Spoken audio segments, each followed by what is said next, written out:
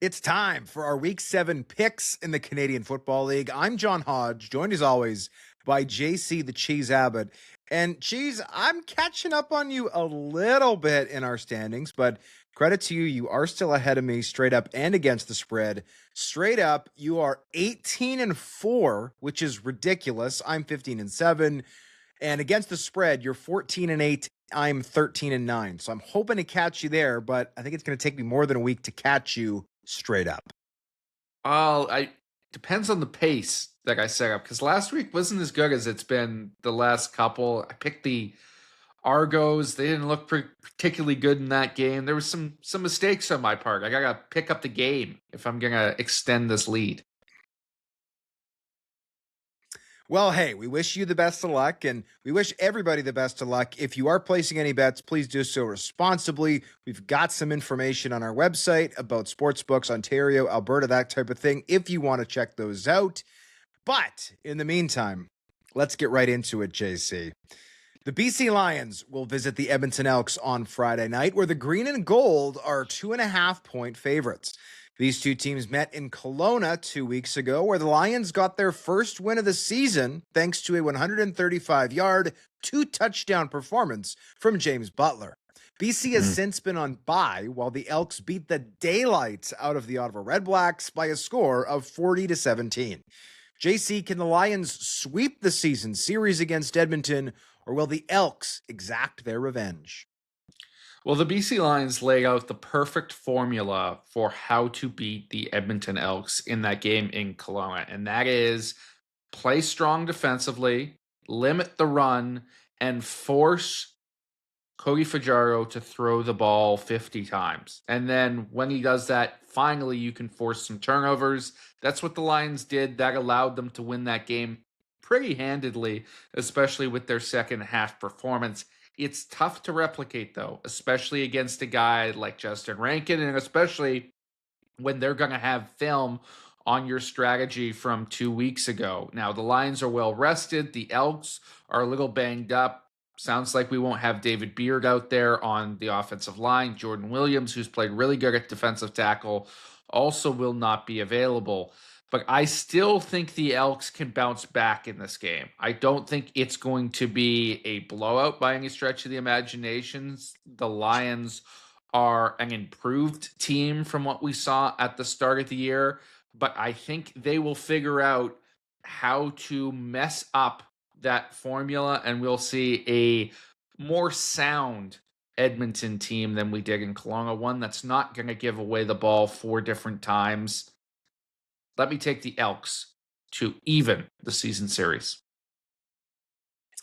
I think the Elks are for real. I felt that way really since their first win, and I've been on multiple Edmonton sports talk radio shows or online shows this week singing their praises. But I'm picking the BC Lions this week. And my reason for that is I think the BC Lions can do a good job of protecting the football. The Elks defense, I think, has maybe been the most underrated story of the CFL season so far. They forced 16 takeaways. They are number one in yards against per play, if not number two. Yes, number two. Saskatchewan just passed them. But the defense has been great. But I have concerns about Jordan Williams being out. This guy has been, in my opinion, their best defensive lineman to start the year. For all the fanfare from Malik Carney coming in, Noah Curtis getting healthy, I think they're going to miss him in the middle. And the BC Lions showed with that formula you're talking about, JC, 2 weeks ago, they can take Justin Rankin away along the ground. Yes, he had a big game through the air, but I think if you're the Lions and you can protect the football and you can force Cody Fajardo to be in 5R, right? Use his 5 receivers and have to beat you with his arm.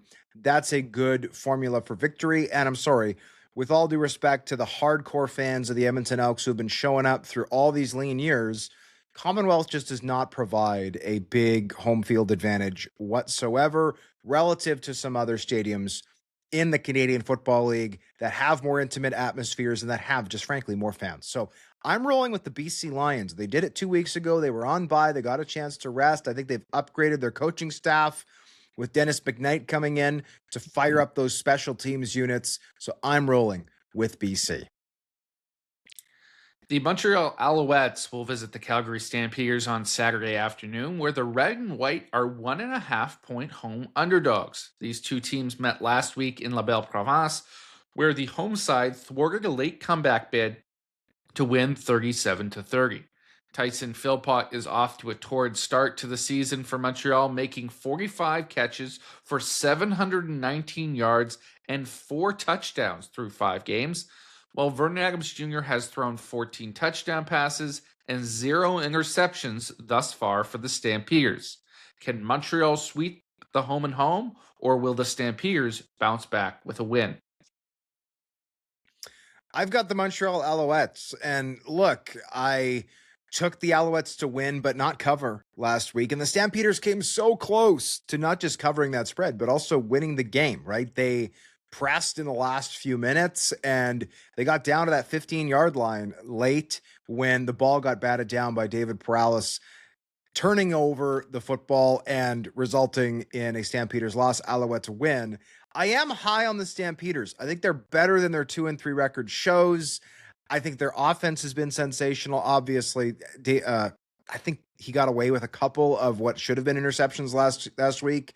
But Vernon Adams Jr. has still been very good on the year. Dedrick Mills, very good. That O-line is one of the best in the Canadian Football League. They're still figuring out that right tackle spot. But other than that, that interior is very good.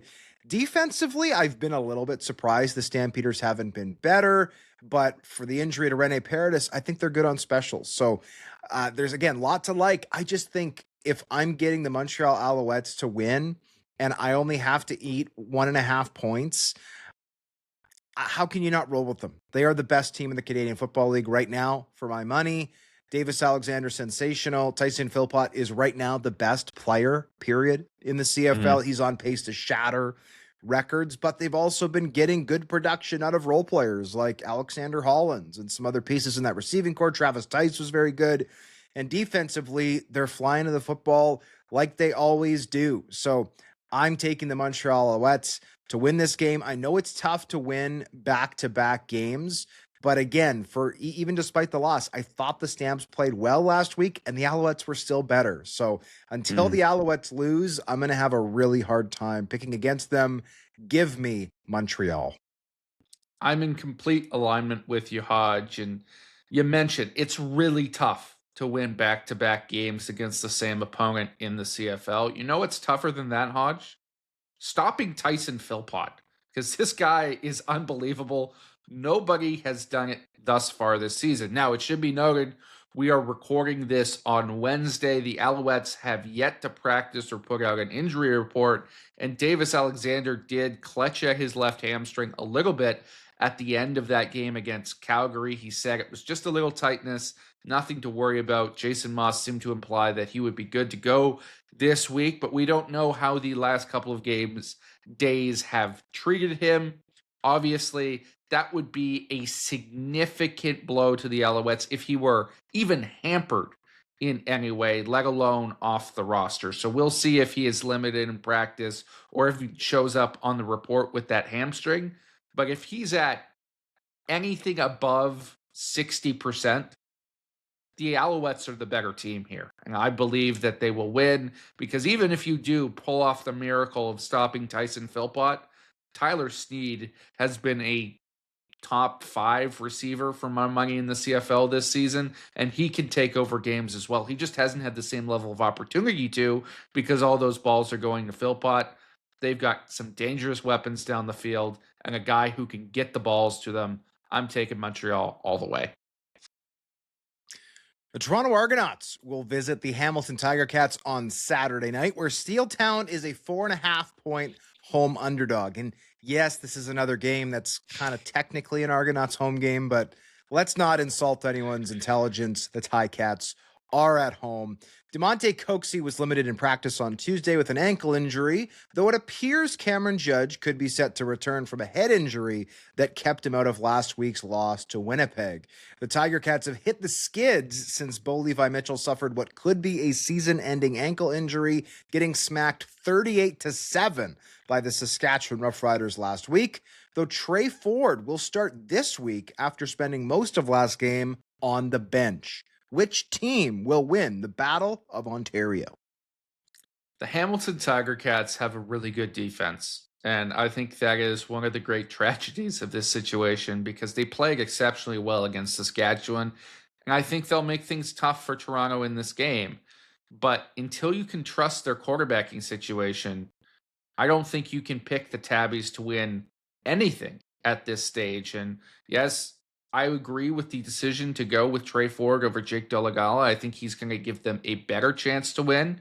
But we still don't really know what Trey Ford looks like in Scott Milanovich's offense. And the flashes we have seen, whether it was at the end of the game last week, whether it was when Bo went down, or even in the preseason, have been spotty at best, right? He has struggled to consistently complete passes, and I wonder about the match between head coach and quarterback when you've got a chaotic running QB in Trey Ford matched up with a guy who's very particular about his system. That's why he was not on the field for most of last week, and Milanovic elected to go with Jake Dolegala. So I still have questions about what Trey Ford will look like. I think the Argos are going to be able to battle through whatever the Hamilton defense throws at them, and they're going to be effective or more effective on defense because of the lack of quarterbacking for the Tabbies. The Argos win this one in the hostile home confines of Hamilton Stadium. I don't know how you phrase that, but they're going to win this game and finally get off the snide. I'm with the Argonauts here. I just think they are a significantly better team offensively. Chad Kelly has played well despite some of the interceptions. He didn't throw one this past week in Winnipeg, so that's a bit of a step in the right direction, but he's still slinging it to DeMonte Coxey and Tyler Common, who's been a breakout player for them, Makai Polk, who had a very good game. And look, I do have some concerns about Toronto's defense. They are number 9 right now in yards against per play, and they, more so than most teams, play man coverage. And playing man coverage against a scrambling quarterback generally does not work well, right? You generally want to play zone against scrambling quarterbacks because that allows the defenders to keep their eyes up the field and look at the quarterback. Whereas in man, you're often flipping your hips, you're turning away from the quarterback, and that allows them to scramble at will. So if Trey Ford is going to step in and have success against any team, I think it's the Toronto Argonauts. Again, the defense, I think, is better suited to or is ill suited to Trey Ford's strengths, and they haven't been very good just in general so far this season. Again, ranking 9th. But at this point, like given the performance we saw in Regina from the Hamilton Tiger Cats, I just don't have any faith in them. So I won't be shocked if they win this game. This is the Canadian Football League, after all. Any team can win any game, which is one of the reasons the league is so compelling to watch and cover. But I have to roll with the Argonauts here. This is a team that, just like the Calgary Stampeders, I think is better than their 2-3 record shows. They have to figure things out on defense, but special teams, they've got a lot to like. Offensively, they've got a ton to like. And I do think that if Judge is back in the lineup, his athleticism at weak side linebacker could help stem the flow of Trey Ford, so to speak. So I will roll with the double blue. The Winnipeg Blue Bombers will visit the Ottawa Redblacks on Sunday, where the nation's capital is a 3.5-point home underdog. It remains unclear who will start for the Blue Bombers, as Zach Collaros was dressed for practice on Tuesday, but Drew Brown led the first string offense. Brown led Winnipeg to a win over Toronto last week, while the Redblacks fell to 0-5 on the road in Edmonton. Ottawa traded Brown to Winnipeg 3 weeks ago, leading to a possibly juicy matchup between the quarterback and his former team. Can the Redblacks get their first win of the season, or will they fall to 0-6? How can you pick the Redblacks? I'm sorry. We all saw last week's game. They looked okay in Edmonton in the first half, and they completely fell apart. It was like watching jalopy held together by duct tape and dreams going over a speed bump, and all 4 wheels came off at the same time. The fumbles, the giveaways. I mean, Jake Mayer is grasping at straws, trying to figure out, post-game saying he has no idea how to fix this team. And the biggest red flag of all for me is how Ryan Dinwiddie called out his team after they fell to 0-4. And they arguably played worse in the next game going to 0-5. And we have yet to see the Red Blacks practice. For all we know, they're going to switch quarterbacks this week. But regardless of who it is, I'm on the Winnipeg Blue Bombers. I think Drew Brown is as good as Zach Collaros, and I do suspect Drew Brown will be the quarterback this week, though the Bombers will likely not make that official until the very last moment they have to, which is Saturday morning when they release their depth chart. The Bombers defensively are still a little bit of a work in progress, but they are improving. And offensively, I like their balance. Drew Brown, I thought his timing was really good, getting the ball out quickly. I thought he did a really nice job of declaring Ontario Wilson is my number one target. And Wilson responded. That wasn't necessarily part of the game plan, from what I understand, but Wilson and Brown have clearly made quick chemistry. And I think that is a good way to go about it. You're still distributing the football to some of the other playmakers, Tim White, who had a touchdown, Nick Dembski, Tommy Neal, who had a couple clutch catches to move the chains. But I like that Brown came in and went, boom, this is my number one target. This is who we're going to feed. And obviously the Bombers had a lot of success with that against an albeit struggling Toronto Argonauts defense. I do think that Ottawa's defense is better than Toronto's right now. But other than that, this team is a pretty unmitigated disaster. Offensively, they are unbelievably bad at running the football, which leads me to concerns if they ever do get a meaningful lead in a game, for instance. How are they going to close that game out? I don't really know. And I mean, Jake Mayer, yeah, he's looked poor. Like there's no other way to say it. At times he's looked okay. At other times he's looked poor. He's yet to really impress me at any point this season. And so for that reason and more, I'm on the Winnipeg Blue Bombers this week. And the 3.5-point spread doesn't scare me. Let me speak directly to Winnipeg Blue Bombers head coach Mike O'Shea. Mike, please, please, please play Drew Brown. Like, come on, please.